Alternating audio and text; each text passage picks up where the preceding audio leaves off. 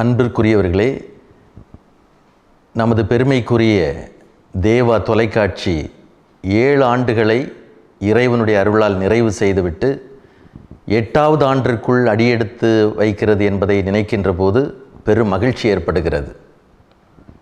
குமரி மண்ணின் மைந்தர் புனிதர் தேவ சகாயத்தின் பேரிலே தேவா டிவி என்று அருமையான முறையிலே உதயமாகி நிறுவனர் அன்பு சகோதரர் திரு ஹெர்மஸ் கிரகோரி இளந்தவளையை சார்ந்த இந்த பொதுநிலையினரால் அருமையான முறையில் தொடங்கப்பட்டு ஒரு நெடிய ஒரு பயணத்தை மேற்கொண்டிருக்கிறது.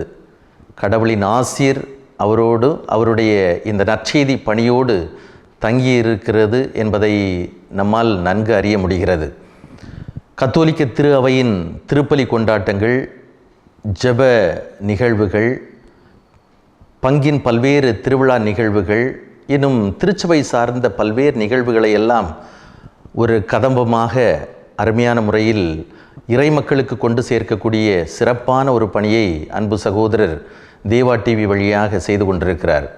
இந்த தருணம் அவருடைய பணிகளை அங்கீகரிப்பதும் அவரை தட்டி கொடுப்பதும் இந்த பணியில் ஈடுபடுகின்ற அத்தனை நல்லுள்ளங்களையும் கடவுள் ஆசீர்வதிக்கட்டும் என்று ஜெபிப்பதும் நம்முடைய கடமையாக இருக்கிறது.